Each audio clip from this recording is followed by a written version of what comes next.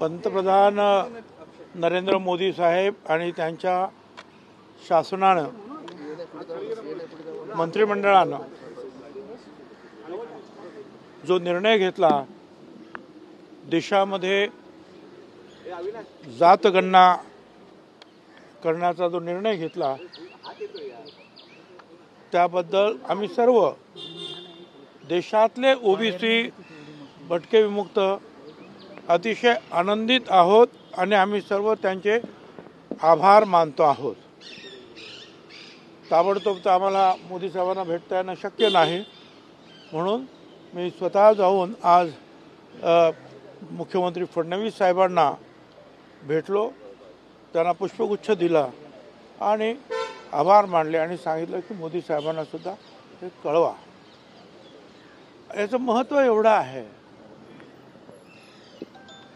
खरं तर ही जातगणना 1930 पर्यंत इंग्रज सरकार करत होतं। त्याच्या अगोदरची 70 वर्ष त्यांनी ती केलेली होती। त्याच्यानंतर जे महायुद्ध वगैरे सुरू झालं, त्यामुळे थांबलं, स्वातंत्र्य मिळालं, पुढे ती जातगणना काही झाली नाही। महात्मा फुले समता परिषद निर्माण झाल्यानंतर तेव्हापासून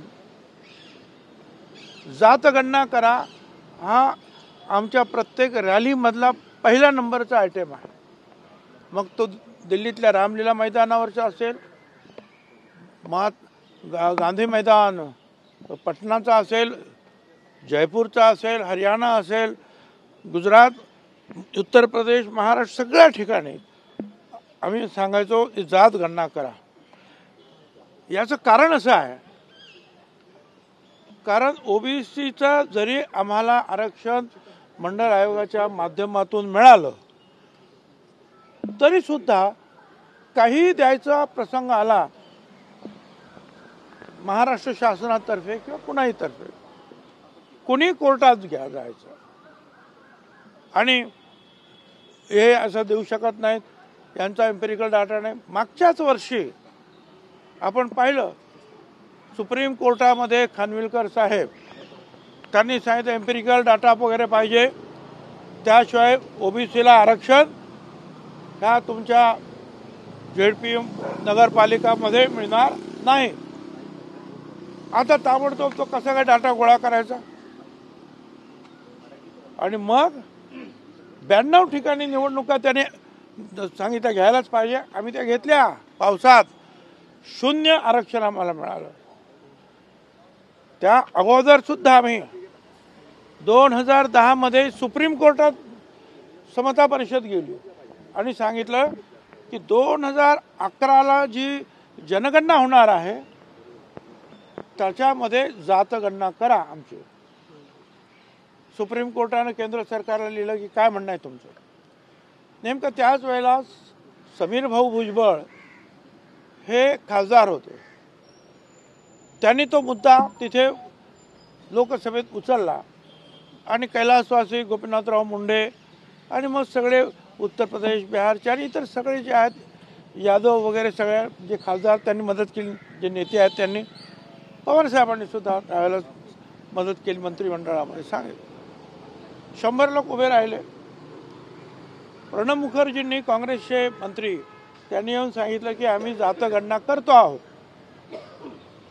आम्ही सुप्रीम कोर्टातून आमची केस मागे घेतली आणि नंतर पुढे असं झालं की ती जातगणना ग्रामीण भागातली जी आहे ती ग्रामविकास खात्याने करायची आणि शहर भागातील नगर विकास खात्याने करायची। त्याच्यामुळे ती योग्य प्रकारे झालीच नाही, तिचा डाटा पण योग्य प्रकारे आला नाही। आता तुम्ही म्हणाल की मग सेन्सस करून करणं, सेन्सस कमिशन आणि असं करणं, त्याला फरक काय? फरक असा आहे की जातगणना ज्यावेळेला दशवार्षिक होते सेन्सस कमिशनरकडून, तुम्ही खोटी माहिती दिली, चुकीची माहिती, तर त्याला दंड आणि तुरुंगाची शिक्षा आहे आणि ती मान्य आहे सगळ्यांना। म्हणजे ते जे सांगतील ती जातगणना धरून आपण सगळे कार्यक्रम आखत असतो. म्हणून आमचं म्हणणं असं की ती जातगणना आम्हाला करून हवी आहे. आता ती जातगणना केल्यामुळे काय काय फायदे आणि होणार आहेत. एक तर राजकीय जे आहेत आरक्षण ते तर आहेच, नोकरीचं आहे, शिक्षणाचा आहे. आणखीन एक महत्त्वाचा जो आहे फायदा होतो आहे त्याच्यामध्ये तो असा की आणखीन एक मागणी आमची अशी होतीच की ज्या प्रमाणे तुम्ही आदिवासी समाजासाठी भारत सरकार आणि राज्य सरकार वेगळा फंड्स देतात, दलित समाजासाठी भारत सरकार राज्य सरकार वेगळे फंड्स देतात त्यांच्या शिक्षणासाठी, घरासाठी, आरोग्यासाठी, तसं ओबीसीला सुद्धा मिळावं. मग 2 समित्या निर्माण झाल्या मागच्या काळात. एक सुमित्राताई महाजन 16 खासदार समिती अभ्यास केला, गरज आहे यांना मदतीची, मागास वर्ग आहे हा, विमुक्त भटक्या जाती आणि सगळा देशातला हा ओबीसी समाज. पण आमच्याकडे डाटा नाही, तो डाटा सेन्ससने उपलब्ध करून द्यावा आणि सेन्सस कमिशन झाला नाही. मग मनमोहन सिंग कमिटी निर्माण झाली, त्याच्यामध्ये चिदंबरम होते, पवार साहेब होते, सगळं त्यांनी पण अभ्यास केला.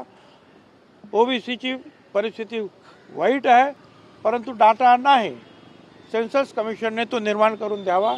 म्हणजे जसं आपण दलित समाजाला, आदिवासी समाजाला फंड्स देतो तसे यांना देता येतील. अजूनपर्यंत ते झालंच नाही, ते झालंच नाही काम. आणि त्यामुळे आमची सारखी मागणी होती की आमची जातगणना करा. म्हणजे आमचं वारंवार जे कोर्टामध्ये प्रश्न उपस्थित होतात त्याला पूर्णविराम मिळेल आणि गावखेड्यातून देशभरामध्ये जे भटके, विमुक्त, ओबीसी कठीण परिस्थितीमध्ये आहे त्यांना वेगळा निधी उपलब्ध होईल आणि शिक्षण आणि त्याचबरोबर आरोग्य वगैरे अमुक तमुक सगळ्या बाबतीमध्ये जे आहे त्यांची उन्नती होईल. मोदी साहेबांनी जे आहे या बाबतीमध्ये हा जो मुद्दा आहे हा महत्त्वाचा आहे. तुम्हाला कल्पना आहे की अनेक वर्ष, म्हणजे आम्ही तर 35 वर्ष लढतो, पण त्याच्या अगोदरपासून लोकांमध्ये जे आहे हे सुरूच आहे, उत्तर प्रदेशमधून, बिहारमधून विशेषतः. परंतु आता जे आहे त्याला निश्चितपणे योग्य न्याय ओबीसींना मिळणार आहे. त्यामुळे आम्ही सगळे मोदी साहेबांचे आणि भारत सरकारचे मनापासून आभार मानित आहोत.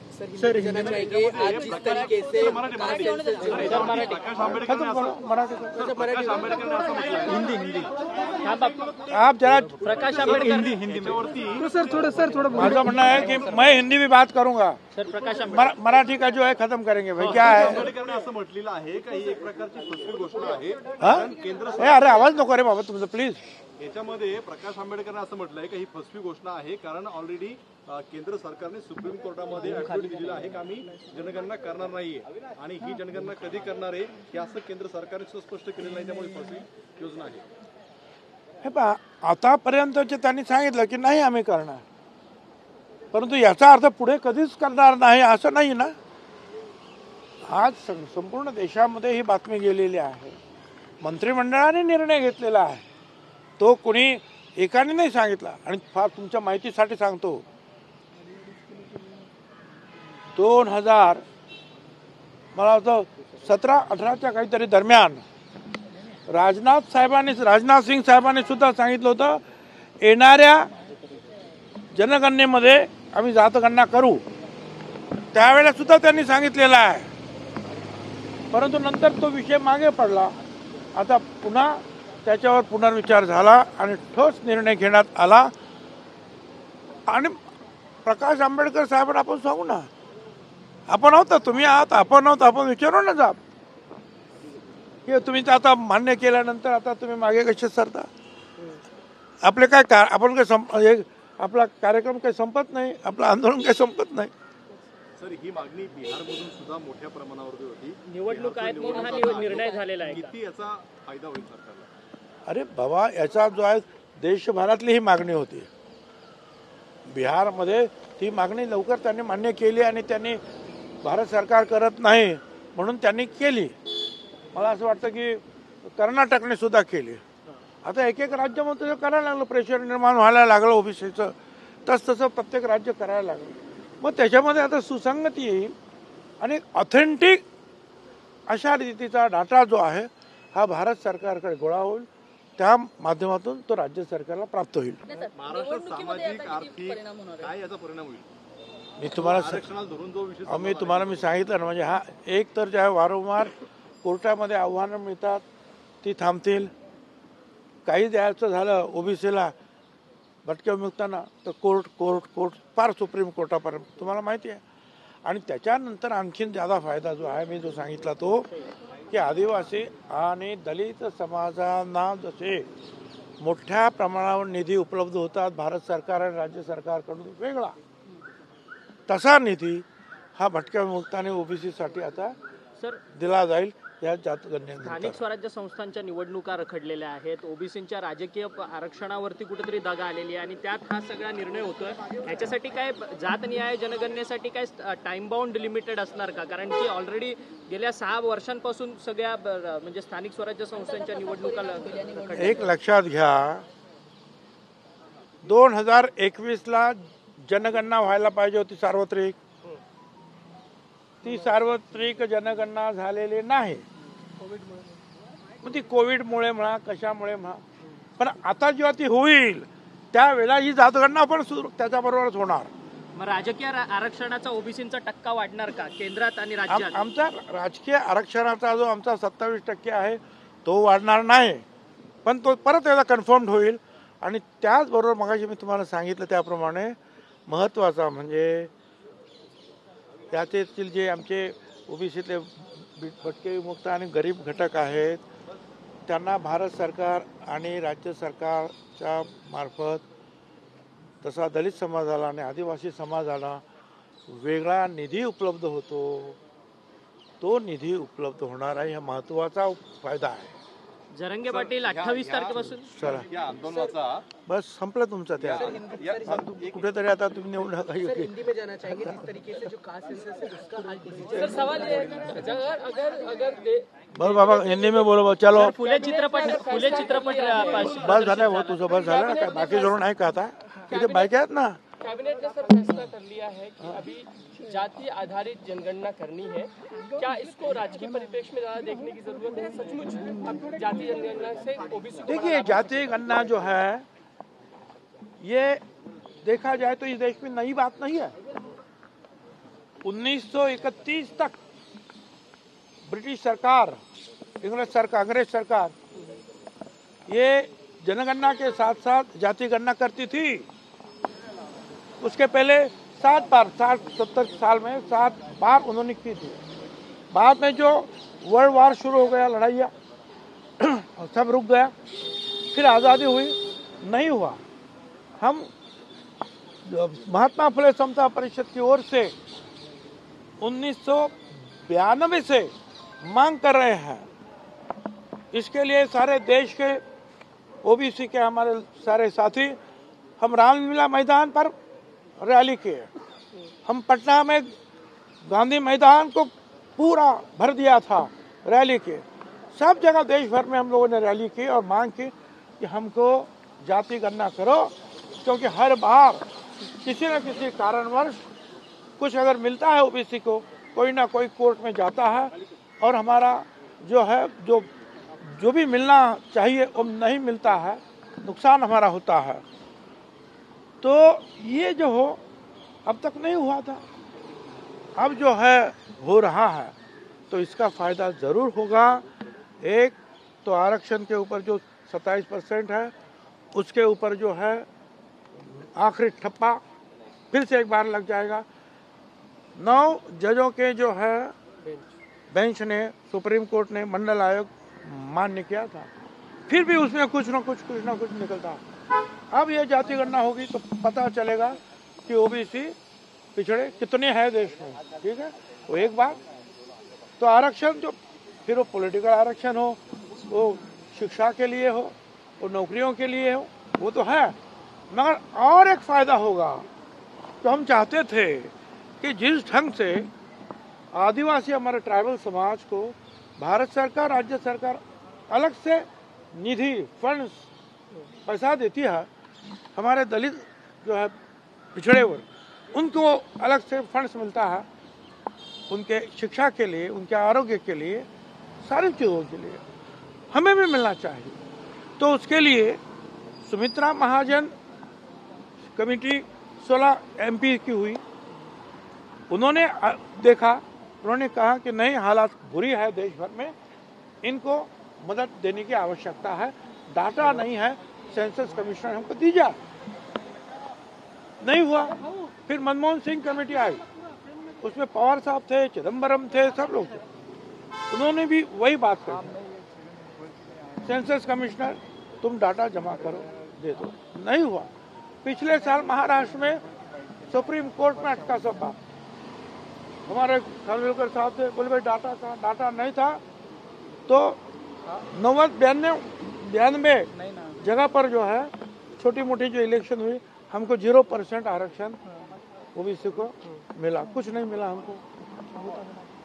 अब तब से जो हम बोल रहे हैं कि भाई करो कुछ तो भी है, हमारी जाति गणना करो।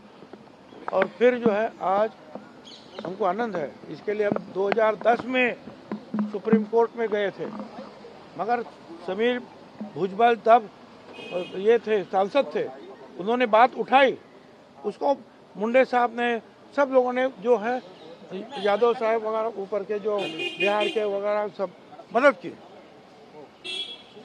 प्रणब मुखर्जी साहब ने कहा कि हम जाति गणना कर रहा है, 2010 में 10 की बात था, मगर उन्होंने क्या किया, सेंसस कमीशन के द्वारा होना चाहिए, नहीं किया। जो देहात है, ग्रामीण है, उसके लिए ग्राम विकास डिपार्टमेंट के, राज्य के, शहर के लिए ये नगर विकास, ये उन्होंने अलग अलग, और वो ठीक ढंग से नहीं जमा हुआ, कोई फायदा नहीं हुआ हमारा, अभी तक मालूम नहीं पड़ा कि क्या है। अब उसमें ये है, फर्क ये है, सेंसस कमीशन जब करता है तो कानून के मुताबिक साइंटिफिकली काम होता है, कोई गलत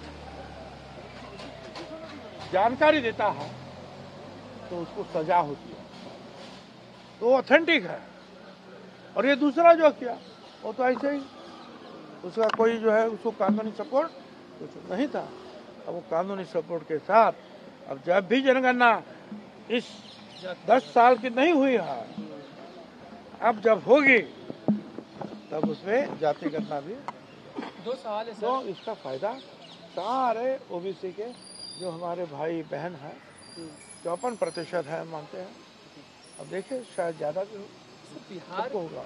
बिहार के इलेक्शन से जोड़ के सब देखने की देखिए, एक बिहार के इलेक्शन के लिए पूरे देश भर का निर्णय नहीं लिया जाता। एक आखिरी सवाल ये कि जब ये भी नारा चला था कि जिसकी जितनी भागीदारी उसकी उतनी हिस्सेदारी, तो लगता है भागीदारी ज़्यादा निकलेगी उतनी हिस्सेदारी भी होगी। ऐसे कहीं नहीं होता है, आखिर इलेक्शन में कौन जीतता है उसके ऊपर ही सरकार बनती है भाई। और ये ध्यान में रखिए, अभी तक जैसे